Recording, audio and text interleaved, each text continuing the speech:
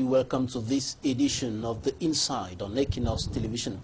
I am Bable Jonathan. In this edition of the program, we're going to be taking a critical look at the terror and bloody twists of the Anglophone crisis. We'll equally be looking at democracy in Cameroon with focus on the presidential and other elections that are expected to be organized in the Republic of Cameroon this year. In some few seconds, discover our guest.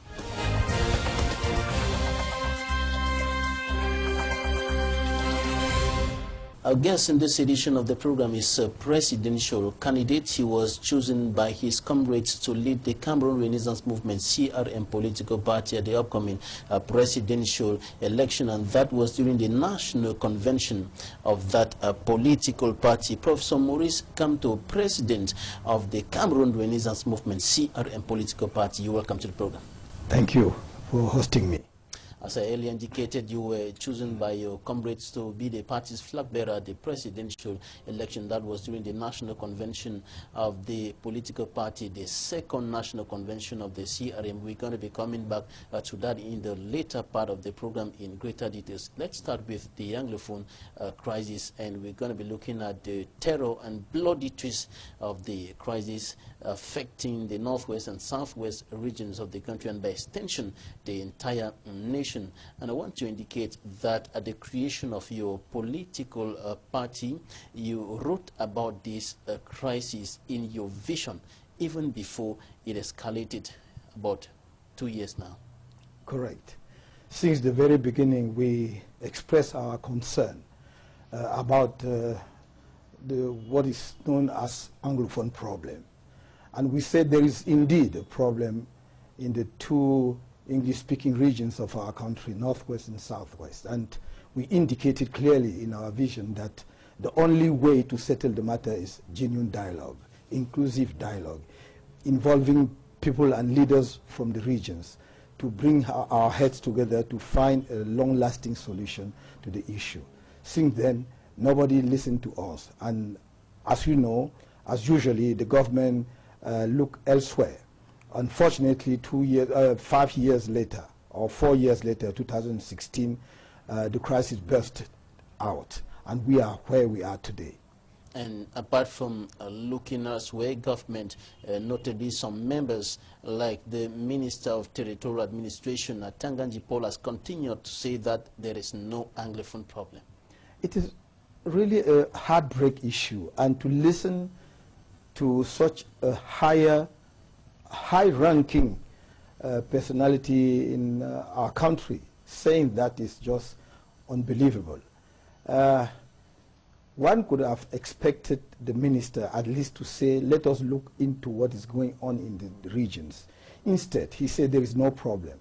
And now he's touring the regions, trying to say he's bringing peace. What peace? To what issue? Because if there is no problem, then we don't have to go and see people. It is very unfortunate in our country that people from the government would like to hold this type of posture. And my hope is that they would not now realize that there is a serious problem in those regions, and that time has come to stop bloodshed. Exactly. Enough is enough. And you made a very strong statement during the national convention of the Cameroon Renaissance Movement in this slide, in which you indicated that the bloodbath in the two Anglophone regions must stop. It must stop now. But at the same time, government has continued to implement military force in these two regions, and there has been a rise in confrontations between armed civilians and defense and security forces. How is it going to stop in this kind of context? You know, I don't know how a leader, a political leader, a state governing leader can sleep in peace knowing that Cameroonians are shooting on Cameroonians. I cannot sleep in peace knowing that some of my people are hiding in forest over there in Lebi Allen, Mamfe regions, and so on and so forth, because their homes and villages have been burned down to ashes. I will never sleep in peace knowing that my people are suffering in refugee camps in Nigeria. And that's why I say it must stop now. It's not a game. We cannot play with the sufferings and the fate and the lives of our people.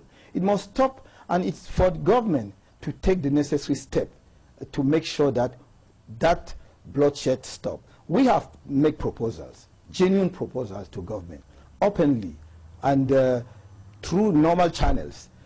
Two proposals, a proposal with two aspects. The first aspect being to send there, the northwest and southwest regions, a peace-building delegation composed of some traditional rulers, credible traditional rulers from all over the country, because it's not an issue for the two regions only. It's a national issue. It's a Cameroonian problem, composed of credible traditional rulers and churches leaders, let's say religious leaders, because although we are a secular state, they have an impact on the populations in churches, in mosques. We should select some of them to bring peace and wipe the tears of our compatriots, of our people, of our brothers and sisters from the regions.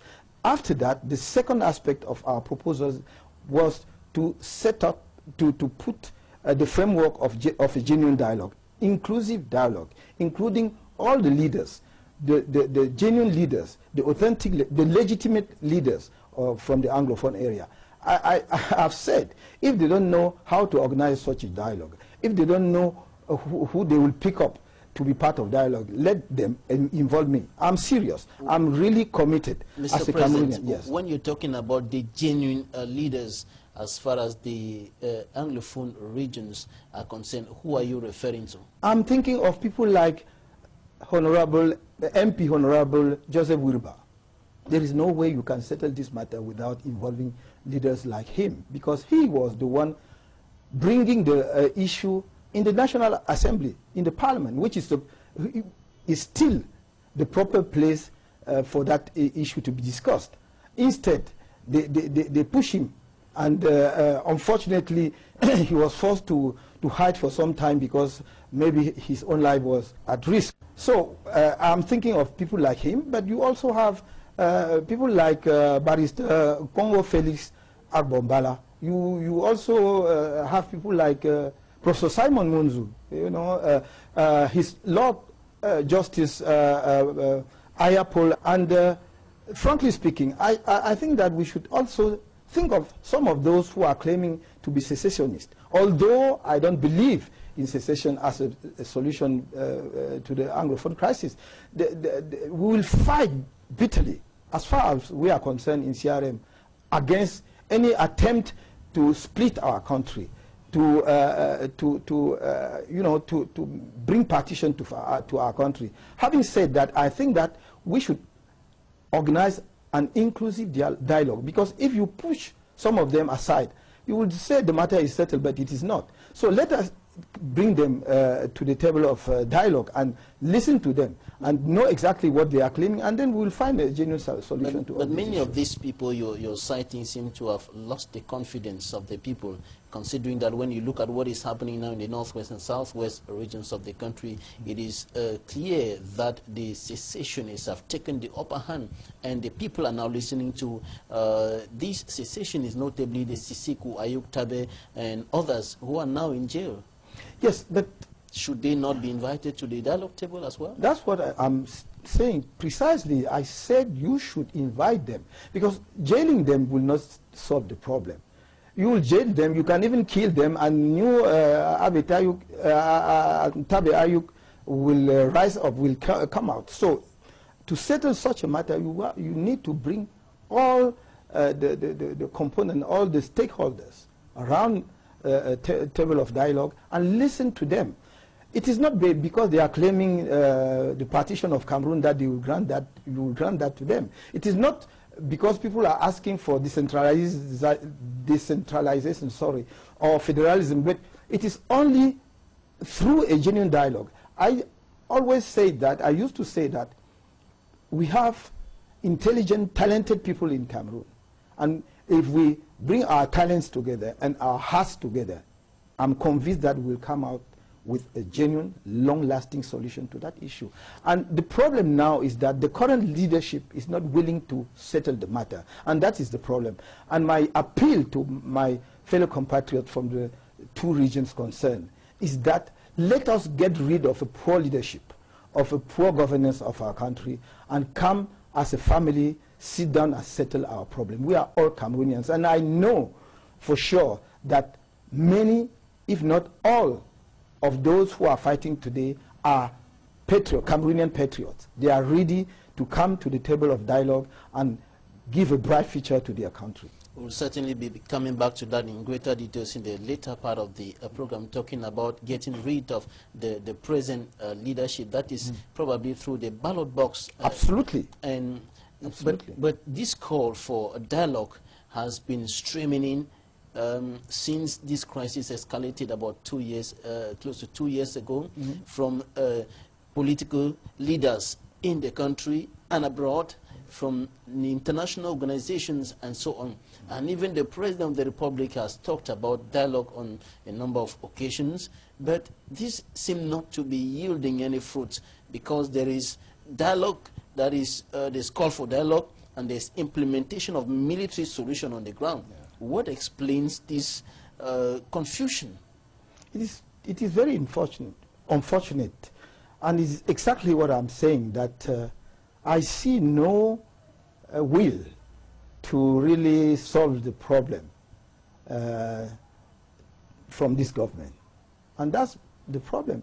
Otherwise, how comes that for the past 2 years nothing serious have been, no serious steps have been taken to the direction of organizing a genuine dialogue? You know, they said, oh yes, at the beginning it was a professional matter, you know, concerning lawyers and teachers, but maybe they don't want to see exactly what is going on. And even it was the case, when now people are coming to political issue, will you not settle the matter because at the very beginning it was a professional matter? It doesn't make sense.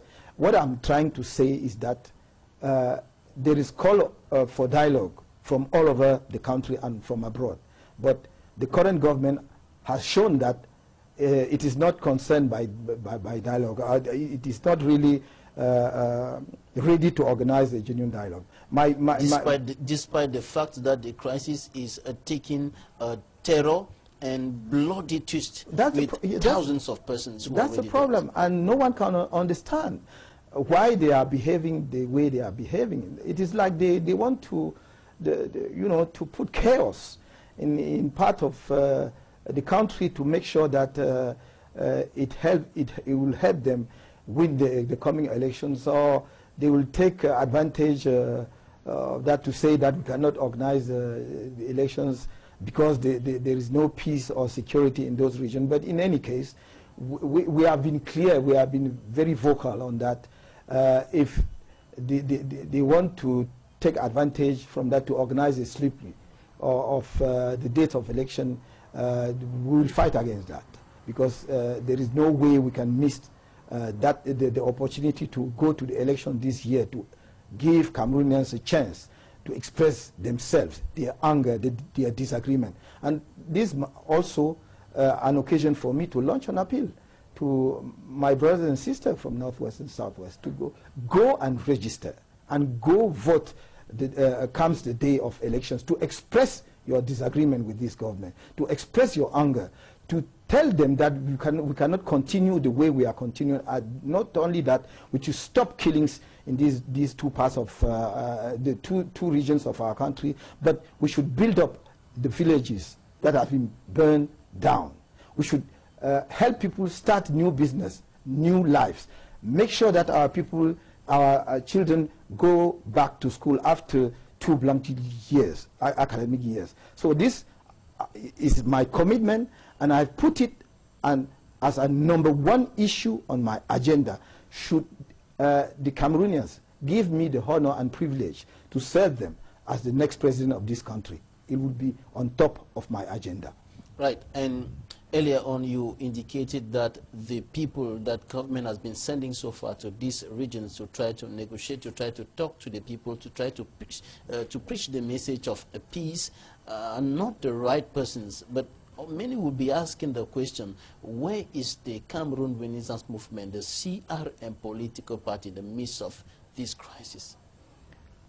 Since the very beginning, we have been trying our best. First of all, we tried to get in touch, in contact with some of the leaders, to talk to them, to know exactly what are their expectations. And we talked to them. We even, at the very beginning of the crisis, convey their sentiments to the government through the appropriate channels to make sure that they know the feelings of those who were claiming the reforms of judicial system, of the education system, and at large the reform of the state, the form of our states itself. But nothing happened. And then we launched an appeal and we made proposals to the government, because at the end of the day, if I go there and meet people and we agreed on something, I cannot implement it only because I'm not the government. I'm not, I don't have the majority in the parliament. I'm not the executive.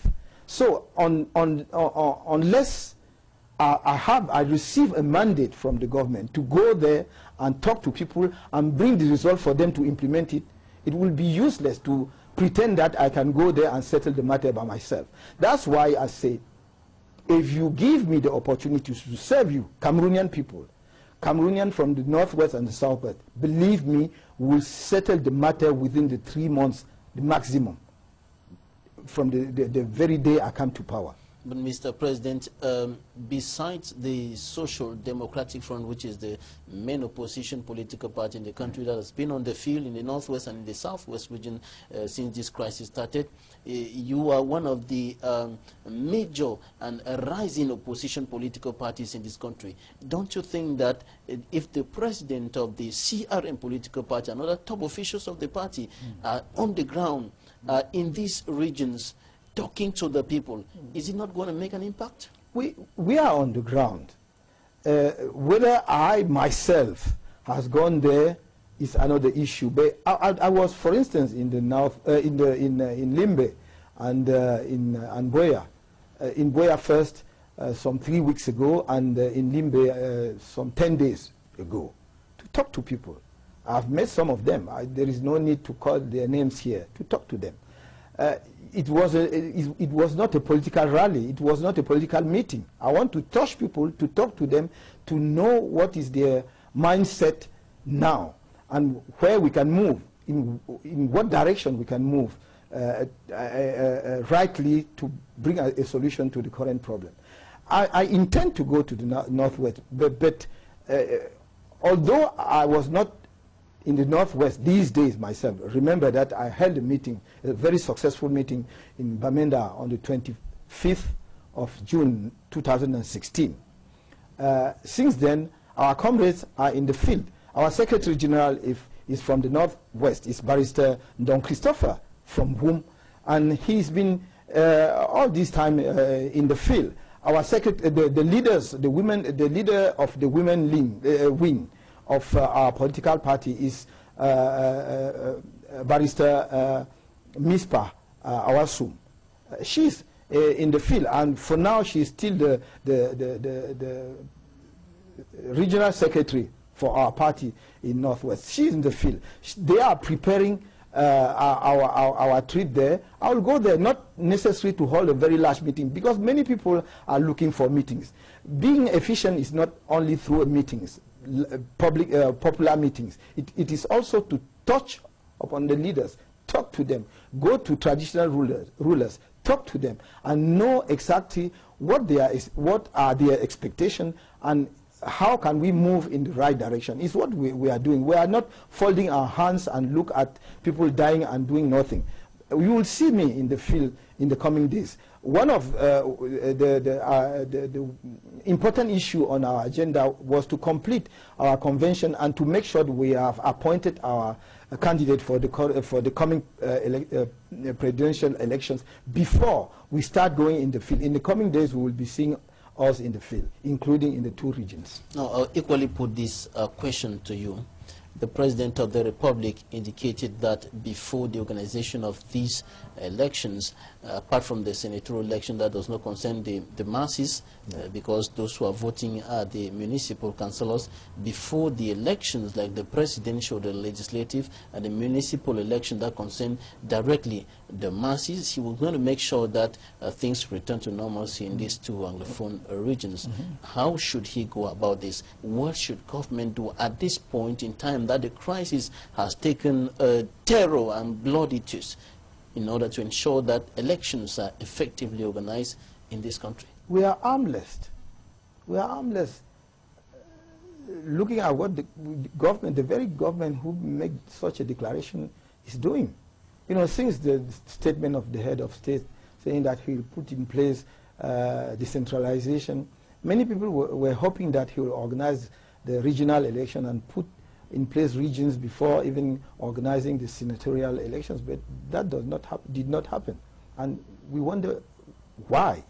And yet we are looking forward to hearing from the government on any serious solution for the settling of the matter in both regions. But nothing has been said or done till now. So that's why in the Cameroon Renaissance Movement, our conviction is that we can only find a serious solution to that matter through the coming election. Change the leadership. Give opportunity to a new leadership in this country to bring Cameroonians together. And we will settle the matter. It's not too late. After all, we have been expecting something from the government since the past 2 years, and nothing happened. We are now 6 months before the coming elections, of 6 or 5 months. It means that we can still be patient, if I may say so, if unfortunately there were not so many lives lost every day and too much bloodshed. But after the message I'm trying to convey is that if in October 2018 we give a new chance to our country with a new leadership, I'm sure that will settle the matter once for all. Now, you're talking about change through the ballot box, yes. But some political leaders think that elections cannot hold in this context, and so the only solution is a political transition without elections. Cameroonians should seize power. How do you get that transition?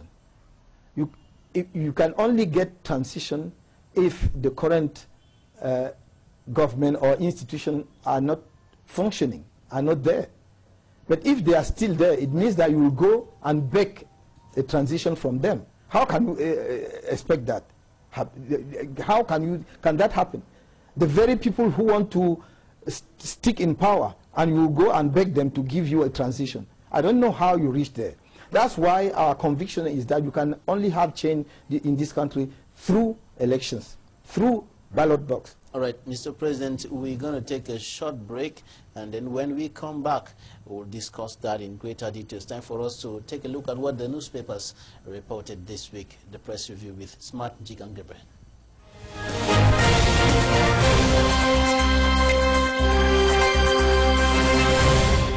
The Anglophone crisis covered front pages of most newspapers alongside appointments of senators by the President of the Republic and the ghastly car crash in Umbe that took away 5 lives.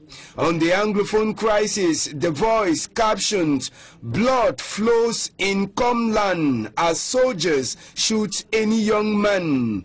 This is coming at a time that the prosecution wants death penalty for Mancho and others. The Post newspaper on its part reported that Ambazonian forces ordered government officials to leave Boya, and the military court plays hide and seek with Mancho's trial. The media, seemingly disturbed with the ongoing crisis, is asking questions. Is the bloodshed and devastation not too much? Who benefits from the bloody and costly war, and who bears the brunt for killing and destruction? The Sun newspaper in one of its publications said Army Chief of Staff's convoy attacked in the southwest, causing him to retreat from his journey. The same newspaper quoted the Army Chief saying, "You are safe in the hands of the military." This was after his visit in the northwest and southwest regions. The Star newspaper says after visit to camp in Nigeria, United Nations bemoans the state of Cameroonian refugees. On the appointment of senators, the Horizon captions democracy under siege as only CPDM emerges with a parliamentary group. Even newspaper says Biya denies Mfon Mukete retirement, while the Post tells us Biya makes mockery of Cameroon's advanced democracy as the upper house is now reverted to one-party affair. The median terms Biya as the master dribbler as he appoints UPC senator from Lebialem, and the Sun says the CPDM to lord it over new senate with only group. The poor state of our road network was also brought to the limelight, with the Post announcing that 3 Boya Council workers and others perished in car crash. The Sun says Mayor Ekema loses 2 brothers in ghastly car crash, while the Eden captioned it as a Black Sunday at Ombe Bridge. In one of its publications, the Guardian Post, worried about the aging government, asked if Biya's romance with the aging is a punishment or a compensation. The Rambler comes back to the fake certificate saga of Ekema Patrick and reported that Mayor seeks legal protection, while the Guardian Post backs up this story by saying court orders UB to stop Ekema's certificate withdrawal process and also warns UB authorities against holding any meeting, making any public statements on the matter. Meanwhile, the Post Weekender indicated that Constitutional Council member Professor Nkwi says he will serve the people and not Paul Biya. He goes ahead to give reasons for his resignation from partisan politics.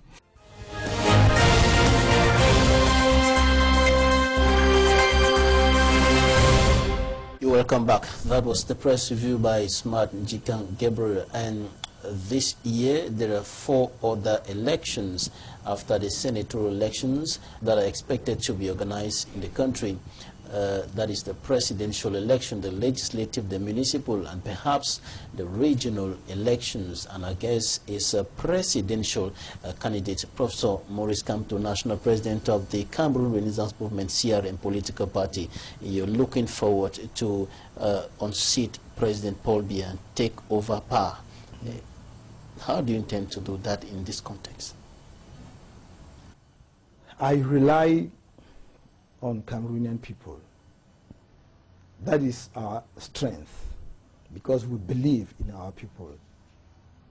That is why since the beginning of this program I've been launching appeal not only to my fellow compatriots, to my brothers and sisters from the northwest and southwest, but also to all Cameroonians to realize that the government of a country is something which concern each and every citizen, and they should express their will, their choice, by register, go and vote, and make sure that no one deceives them by cheating their votes.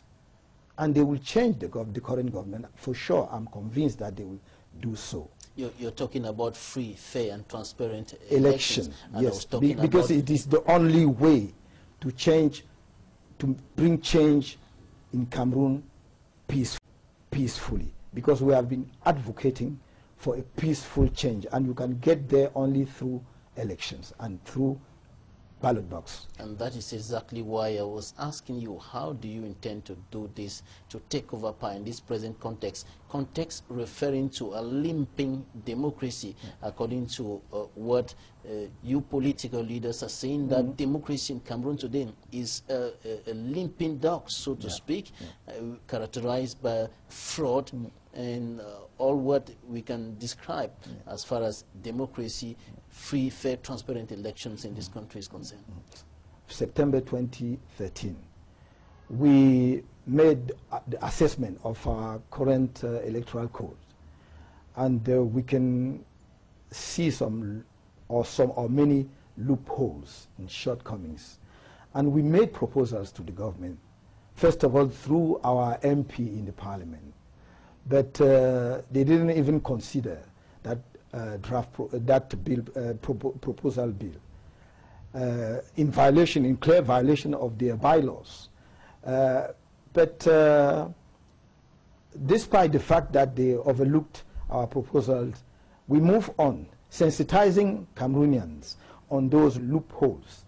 And believe me, we have come to realize that the first weakness of the opposition in the past was not to be able to put election invigilators and give room to the current ruling political party to fraud the much they could. That's why our first commitment is to put invigilators or observers in all polling stations during the coming elections. That's the first point. The second is that we have realized that the electoral cards that has not been withdrawn by the alleged owners or those who have been registered are used during the election day, the electoral day, for people from that ruling party to make multiple votes from here and there, sometimes to move from one city to another, despite the fact that it is forbidden during that period to move from one city to another, but they will do so. And we have that experience during the 2013 elections. And we have decided to stop that. The third element is that they used to put polling station in barracks, chiefdoms, and so for private property, private compounds, to say so. And we have taken the decision to warn the government that should that happen during the next elections, we'll fight bitterly against that, because we are on the side of the law. If the government cannot make sure that the law is respected, then we'll help the government doing so. You're a legal miner. Yes, that's it. So these are just to quote some few elements that decided us to take the decision to go to elections. Because if you wait until you have a very good electoral code which will guarantee free and fair elections in this country, we'll never have it, because they know that it is their only way to survive as a government, to maintain themselves in the government. So they will not accept that. They know perfectly well. And we will use that very electoral code to beat them. And that's why we are counting on the full mobilization of our people to go and register massively, to go and vote and control their vote, because it is only from there that we'll have the victory. Remember that in 1992, it is exactly what happened. SDF won the election in 1992, presidential election, because people went and voted massively and controlled the vote and make sure that they didn't change the result in between the polling station and the Electoral Commission proclaiming the results. And for the people to be mobilized in their numbers massively, as you indicated, to vote for a candidate, they need to be convinced. They need to be sure that this is going to be a good leader. Yeah. So what are you telling the people? What are you proposing to them that will make them to be convinced, that will make them to vote for Professor Maurice KAMTO? Thank you for giving me this opportunity to elaborate a little on our program. Our program is composed of 5 pillars. The first one is political and institutional pillar. We want to reform or revise the Constitution. Modifications will be on, first of all, the duration of the mandate of the President of the Republic. One mandate renewable once. So we will limit the number of the mandates of the President of the Republic. A mandate of how many years? It depends. We still have to discuss on that, including with our partner in the opposition, to know if, because if you are elected for 7 years term, are you going to make a retroactive modification of the Constitution, or will you have a mandate of 7 years and then the modification would apply after the first mandate of 7 years? Then if, for instance, it is 5 years, that after the first term, then the second term will be 5 years. We'll discuss that. But for now, the key issue and the principle is that the limitation of the numbers of the mandates of the position of the President of the Republic in our country. The second is the 2 rounds presidential elections, because there is no way. Look at now, a presidential candidate can win the election with 15%, 10, 20%, 25%. Remember that in 1992, the current president won the election with 39%. Meaning that 39% of the voters, not of the Cameroonians, chose him as the president. We think that we need more legitimacy for a president to rule the country and to make sure that he has the support of all Cameroonians. See, the third point is to bring down the electoral age from 20 to 18, because there is no reason why a young Cameroonian of 18 years can be jailed at 18 when he is liable and cannot be considered as mature enough to choose his leader at 18. So that's why we think it is right time now to bring the electoral age from 20 to 18. And we'll try to review and to have a more balanced relationship between the head of state and the prime minister. A prime minister, head of government, so to speak, because this is how they call him. Is he really the head of government in our country nowadays? We want to make him a full head of the government with powers.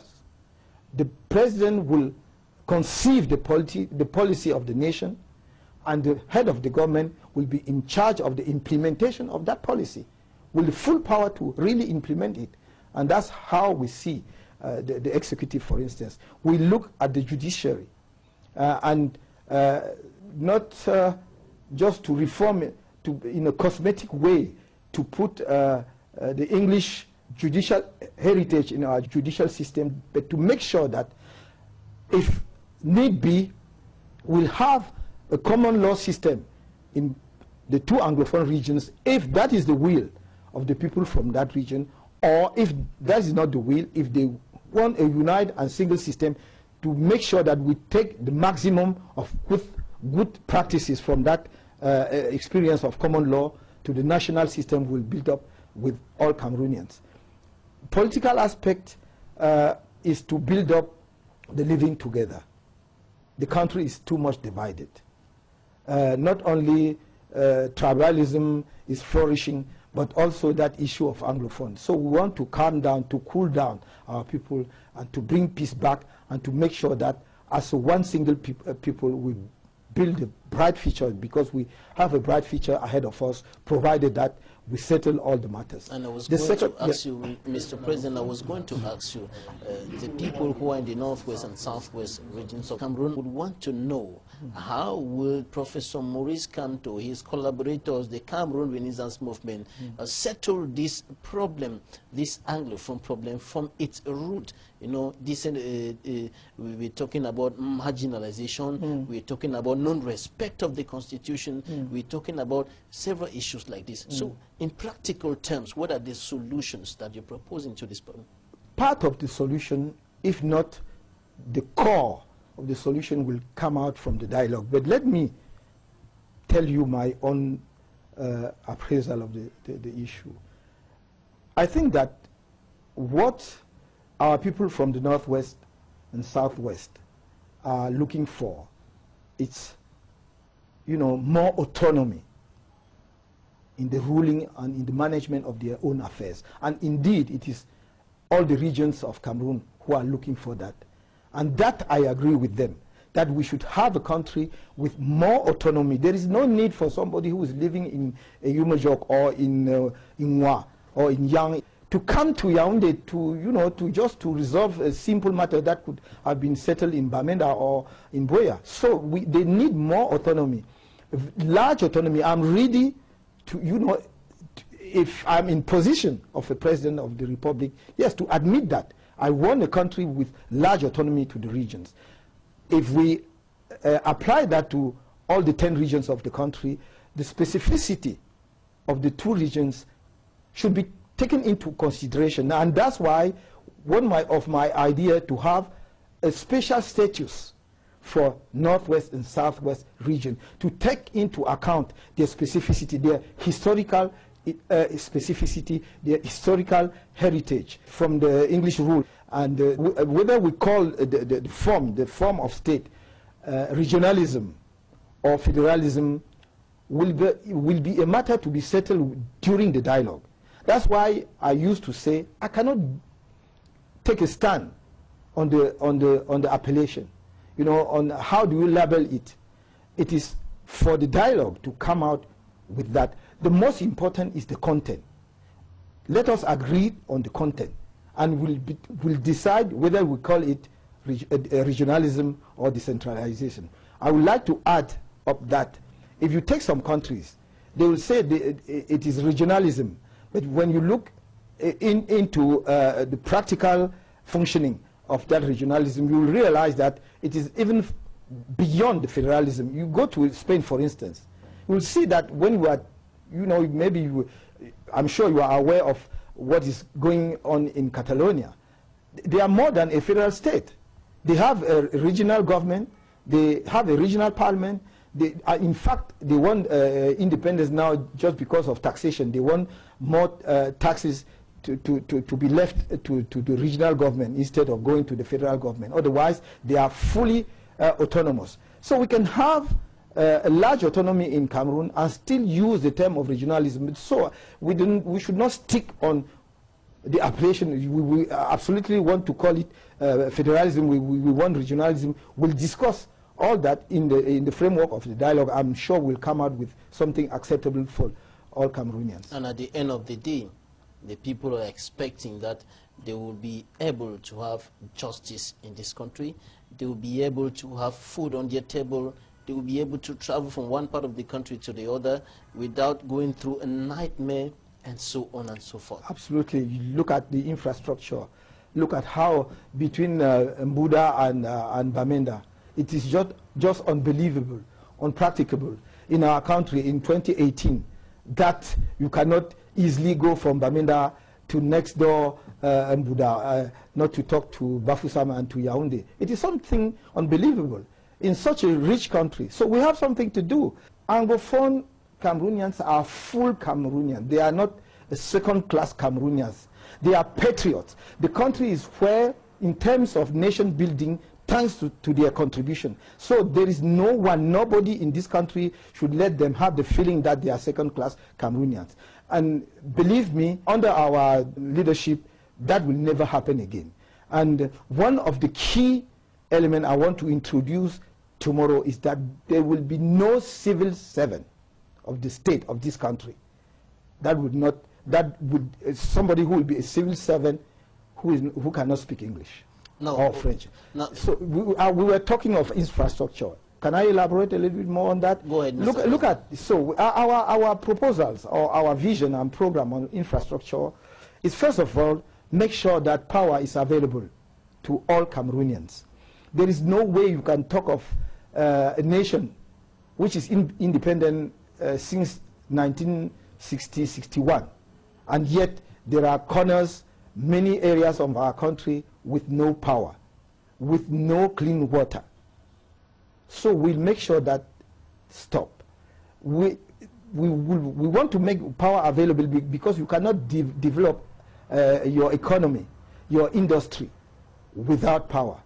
And we want a combined approach of power, not only hydraulic power, but also photovoltaic power, meaning using solar power and using wind power, because our country can provide this type of electricity or power to not only to our industry but to our people. We want to emphasize on agriculture, and you can succeed in agriculture provided you put in place 3 pillars. The first one is to settle the matter of the land matter, the land problem, to make sure that if you have a piece of land and you start your agriculture, people will not come out and chase you because they say, okay, it is not your land, and so on and so forth. We want to organize a national meeting with traditional rulers and other elites to make sure that we come out with a solution on how to use our land properly. The second pillar to succeed in agriculture is settle the issue of seeds. You know, they will say that they will want to increase the production of maize or cocoa in Cameroon, but the farmers will go out and will not find the seeds. We want to set up a national body in charge of producing and making available seeds to farmers. The third one is fertilizers, to make sure that fertilizers is available. But we want to combine fertilizers where need be, and biologic agriculture, because we have a market, an international market for that. And you can only expand our agriculture if you mechanize them. And the mechanization of the agriculture is not only buying big tractors. You start with simple mechanization. If you have 2 horses or 2 cows with a saw, you will help farmers. All right, Mr. President, we're going to take interviews of the week, and we'll be right back in a moment.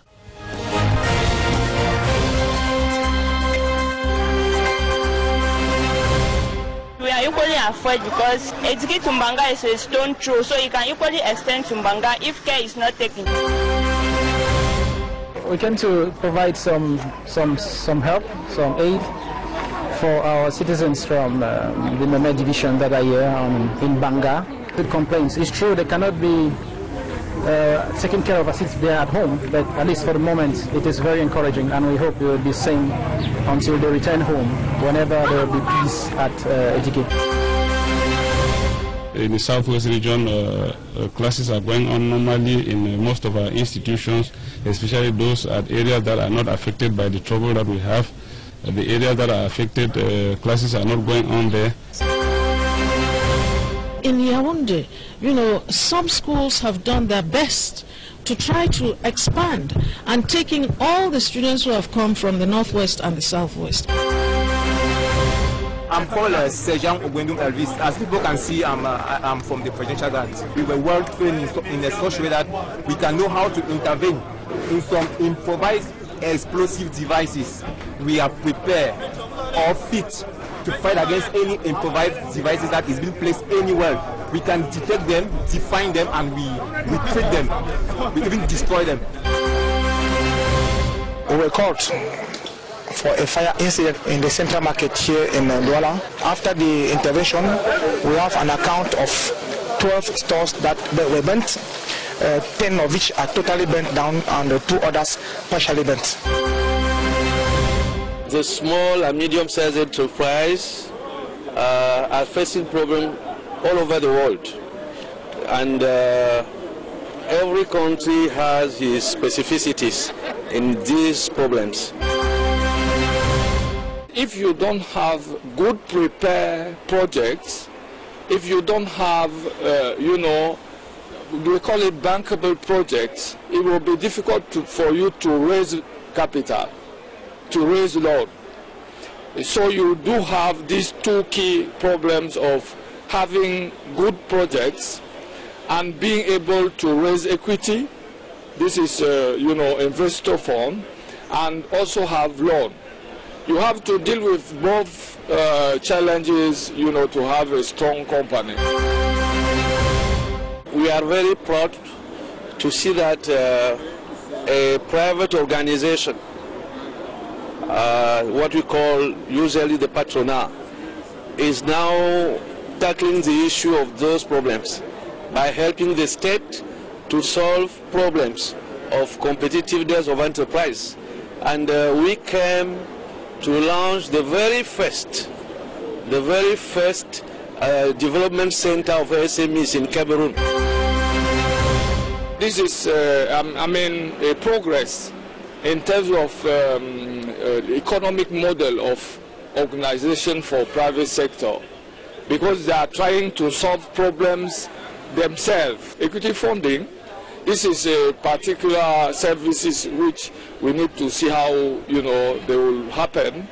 And after that, to help a company to build a business plan and also to structure bankable projects. The President said during the closing of the session that for a telephone company like Orange, for instance, all journalists who already have their cards have reduction for some complete free calls. Any product you want to buy from Orange Cameroon, be it a modem, be it a telephone, you have a reduction. And recently we equally got into a partnership with SM Brussels for flights. Everybody with a press card has a 15% reduction for every flight they are taking from SM Brussels.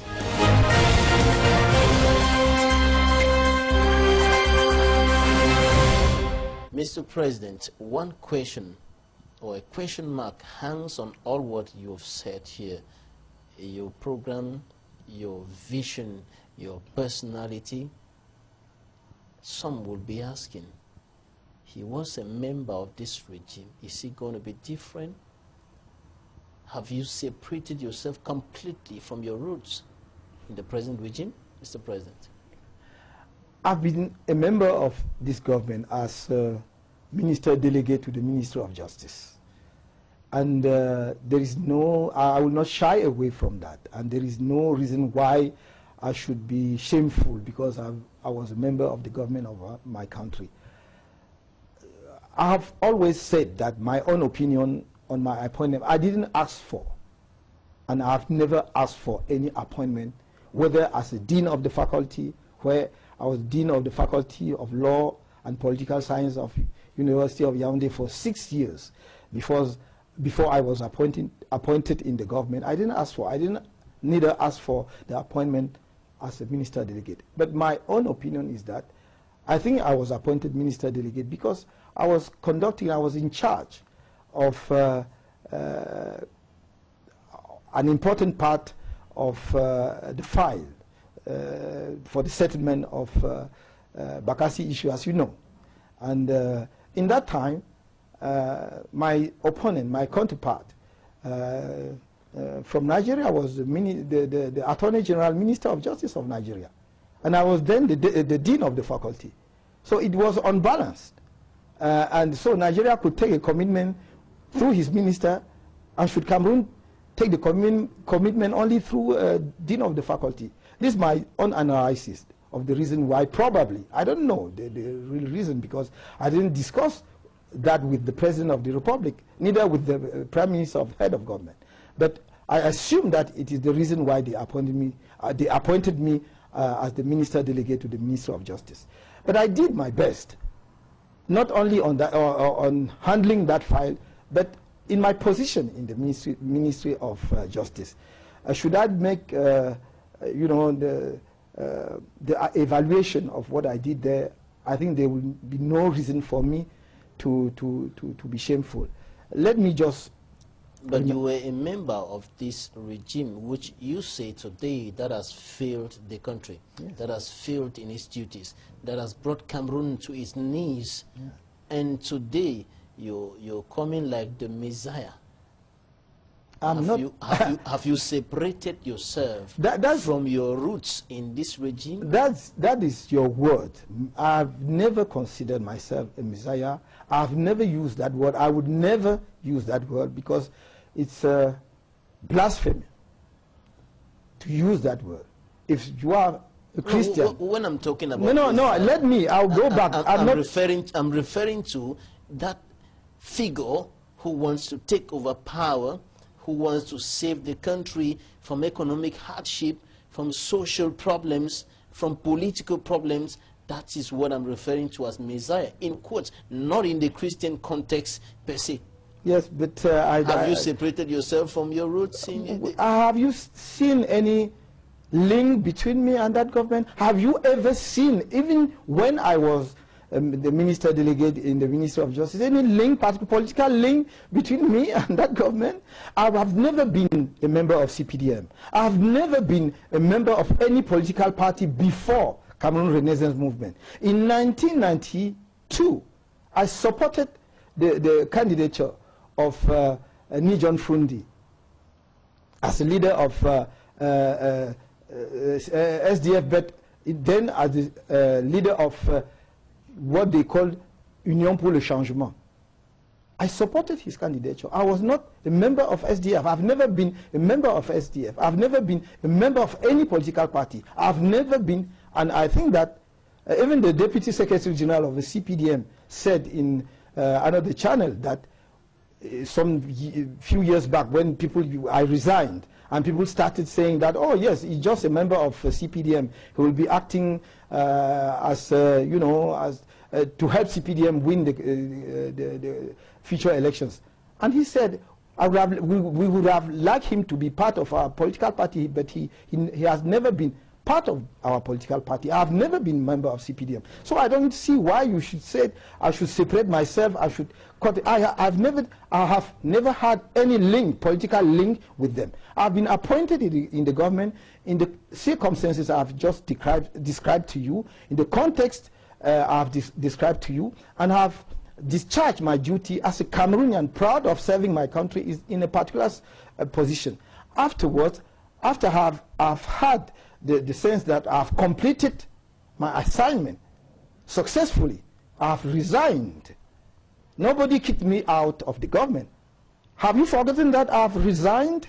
Have you ever seen somebody who have resigned and still maintain connection with a government or a political party? I consider myself as a faithful Cameroonian, ready to bring its contribution based on the will of Cameroonians to bring a change to their lives, to bring my full contribution to that change. Mr. President, your last word to Cameroonians who are listening to you now. My last word, first of all, is that we want a peaceful change in Cameroon through elections. And that can happen only if Cameroonians go and register massively in numbers. Go and vote comes the day, and make sure that they control their votes to avoid any cheatings, so that the person, whether a lady or a man, who will be proclaimed the next president of this country after October 2018 is the choice of Cameroonian. Professor Maurice KAMTO, National President of the Cameroon Renaissance Movement CRM political party and flag bearer of the party at the presidential election expected to be organized this year in the Republic of Cameroon. Thanks for accepting to be a guest in this edition of the program. Thank you very much for hosting me. Thanks, ladies and gentlemen, for staying with us in this edition of the program. Take the appointment for another edition next Sunday.